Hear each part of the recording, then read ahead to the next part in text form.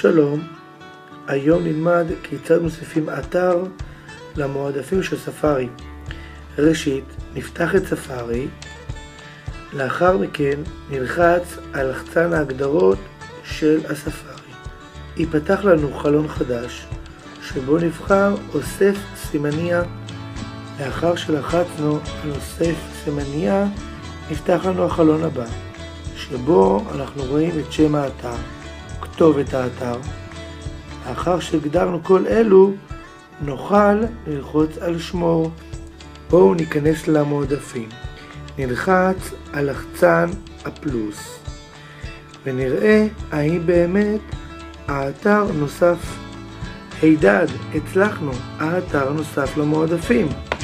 להתראות, ערן ורטיים מאלקנה.